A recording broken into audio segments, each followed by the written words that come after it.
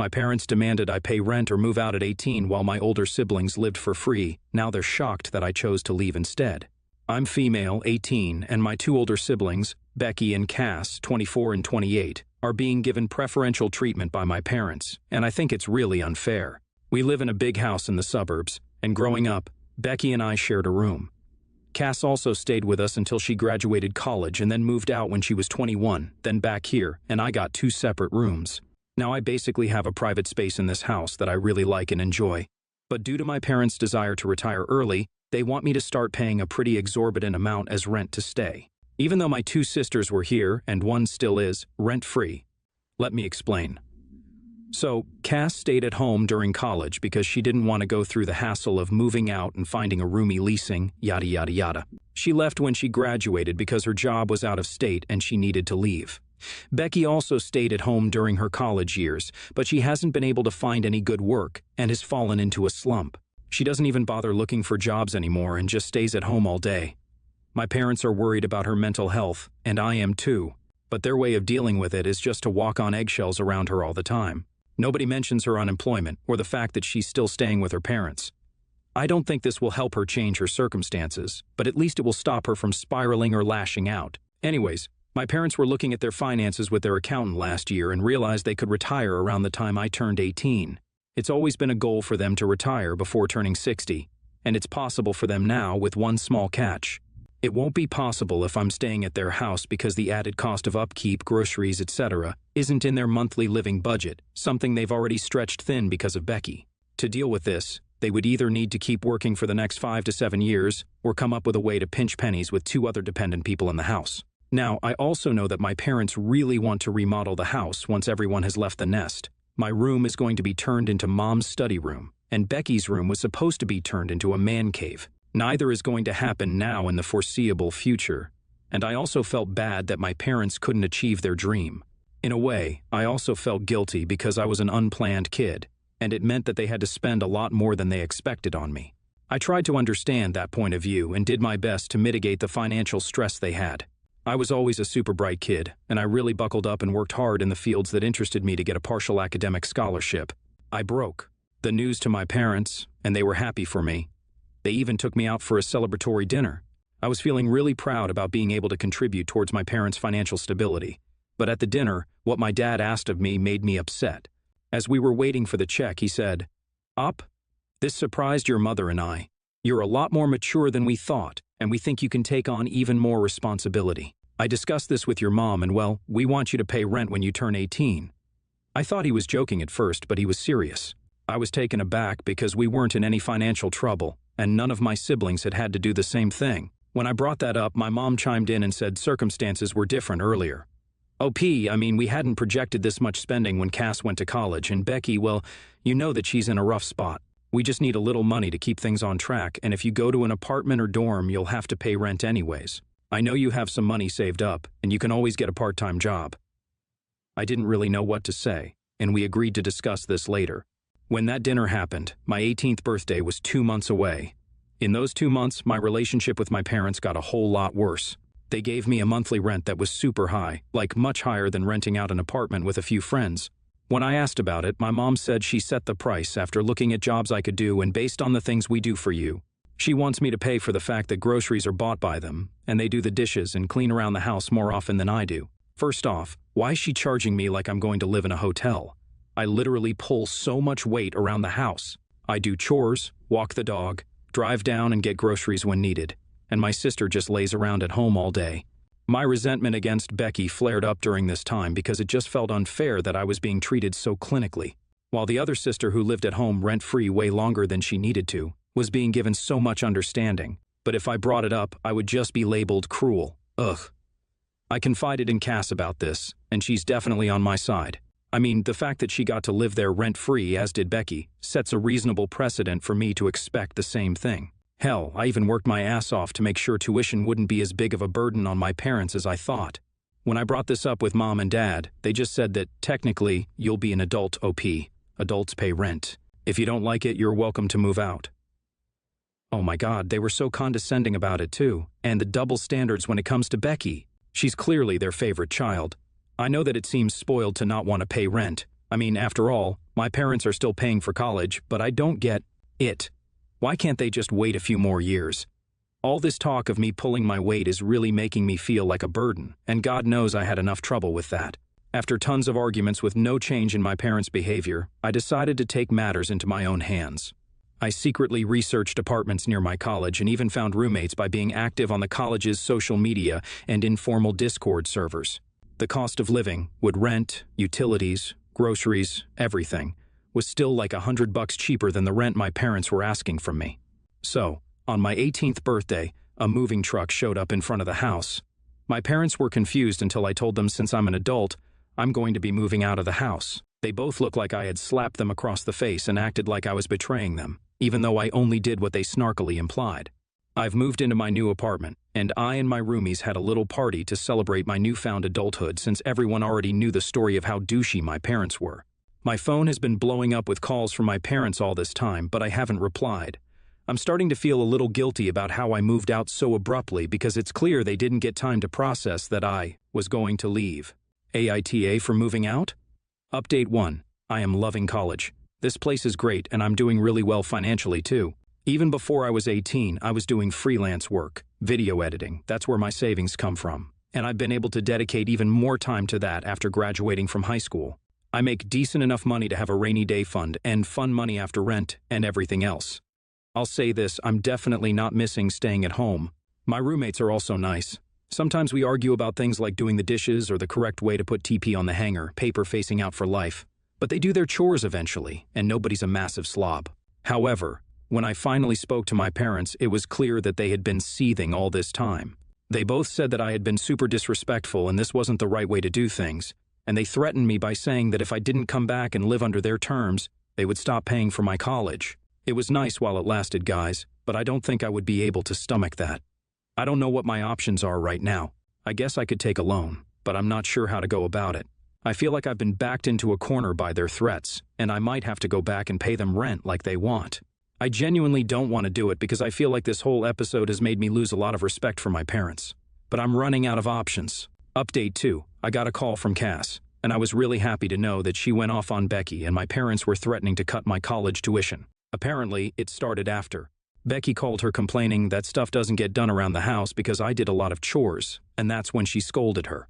Eventually, our parents got on the call and Cass found out that they were thinking of cutting my college tuition. She went ballistic.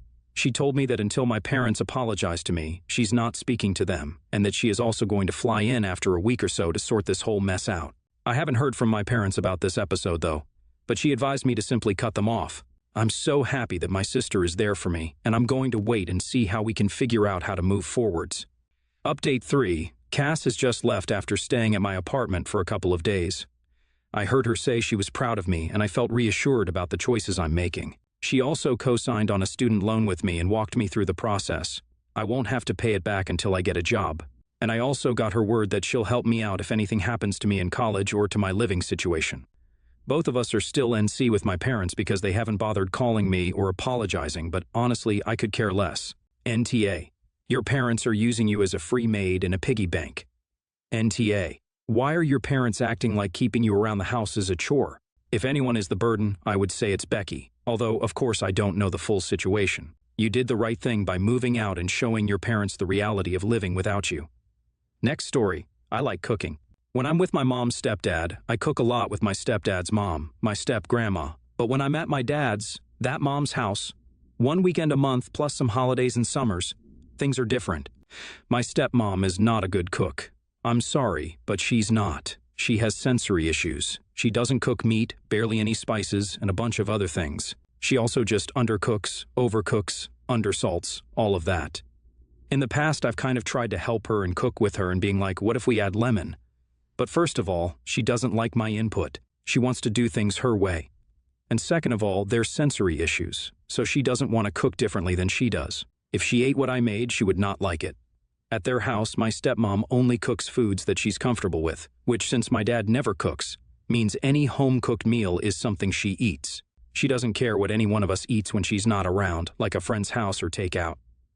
Officially, if we're like at a restaurant or if I make my own food for dinner, she also doesn't care. Like if we all go to a restaurant, they wouldn't stop me from ordering a burger, but she would be kind of uncomfortable. Not mad, just uncomfortable. For her, it's the smell mostly, but it's also kind of a mental thing. I don't know how to explain it. She's in therapy. That's why I think she's able to pretend like it's okay, but because it bothers her, what would happen is that my dad would order vegetarian. Their kids, 3/4 would get something like kid-sized grilled cheeses, and I would maybe order like a chicken burrito instead of a steak. Or like if my dad got takeout, he would throw away the bag in the downstairs trash or leave it in his car so she didn't have to smell it. I've been cooking more and more. I like cooking and do it a lot at home, but like I said, her food is so bad. That's also a motivator. I eat meat and also cook with spices and strong flavors, but my dad came into my room last night and said, out of courtesy, could I stop cooking so much, and tried to eat what I was served more. I said to my dad that her food was both bad and boring. I wouldn't say this to her face, obviously. My dad said I needed to go with the flow and couldn't always have my own way, and to be honest, I can't act like I haven't noticed her not being anywhere in the kitchen, like going to the bedroom, if I'm making myself dinner, to be honest. But I said basically that this was her problem, not mine.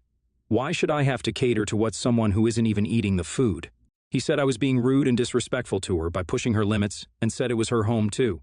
And yeah, I could make bland the food that's more safe, but what's the point? The food is for me. NTA. You cook and eat what you want. She cooks and eats what she wants. If your cooking produces strong smells, you should make a basic effort to keep the smell contained. That's just good sense, operating in a shared kitchen space. Beyond that, if stepmom has a problem looking at your food or thinking about your food, then it's her problem. NTA. I do feel like there is a compromise somewhere here, since you all have to live in the same space and both want to be comfortable there. Maybe you cook a little less, or if there is a particular smell she absolutely hates, avoid that or let her know in advance when you're cooking meat so she can take a walk. I don't think you should have to eat bland, undercooked food that you don't like all the time. However, you should be considerate of the other people around you to an extent. Next story. I, 33, female. I'm getting married in a little over 6 weeks.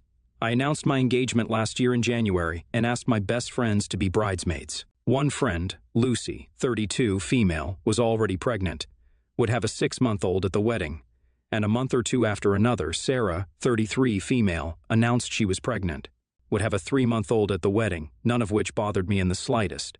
I requested the babies didn't come to the ceremony, but are more than welcome for the rest of the day. Both babies have been born now, and both Lucy and Sarah have been exclusively breastfeeding. Lucy has eventually managed to get her little one to feed from a bottle. This is of her own back with no pressure from me. I understand the children are young, and it can be difficult to leave them for a full day. Just in time for the hen party, which is Saturday. Sarah is having trouble with this and has announced that her significant other will be around the bars we will be in with her baby, so he can bring the baby to her to feed. I'm not sure this is appropriate and told her one bar specifically doesn't allow children, to which she replied, "Oh, significant other will have to go next door then." Turns out she had planned for her significant other and baby to be in the bars with us, just at a different table. I told her if it's that much stress for her, maybe just come to lunch and then go home to her child. She said that no, she doesn't mind breastfeeding her at the bar. It will be fine. The other bridesmaids and I were quite confused and said, "Surely you're not suggesting bringing your 2-month-old child on a hen party?" I told her straight there would be drinking, swearing, and God knows what else going on. It's just not appropriate. Which she took offense and is now hardly talking to any of us. My question is, was I too harsh? Is it okay for her significant other to follow us around bars and restaurants with their baby? Ada? Edit, to be clear, she won't be drinking at the bachelorette, so no problem with breastfeeding. No smoking in bars in our state. Edit 2, thank you for the opposing opinions, some I hadn't considered. NTA, but I think there's a compromise to be made here. It sounds like she's really going out of her way to try and be there for you. I get why you don't want him in the actual venues you'll be in, but if he can hold up nearby and she's willing to pop out every 3 hours, then that kind of sounds like a win-win. Nah. I mean, that doesn't sound like much fun for her, but I suppose if she wants to step away for a bit every few hours to feed her baby, that's not the worst thing in the world. Not saying breastfeeding being a parent is a medical issue, but in this context, I would say it is similar to someone who has to step away to check their insulin every couple of hours. A pain for her, but not a burden on anyone else. It's not as if she is planning on bringing the baby around with her in a stroller. I can see why this might feel weird to you, knowing she may be distracted by this, having her significant other as a semi-participant in the hand party. But it honestly sounds like she tried to come up with the least intrusive way possible to still participate in the hen party while also caring for her child. I can pretty much assure you that if this ends up being a problem for anyone, it is going to be her and her significant other, not you or the rest of the party. I doubt they will last more than a few places before this becomes too much for them or the baby. To be honest, I am guessing that she is struggling right now. It is incredibly hard for people who are exclusively breastfeeding because it severely limits the amount of time they can have for themselves. As much as she loves her baby, she's probably dying for some adult time. I don't think you need to change any of your plans for your hen party or alter your behavior in any way during the hen party to accommodate her plan. But I do think it would be gracious of you to tell her that if she wants to try and make this work, that it is okay with you.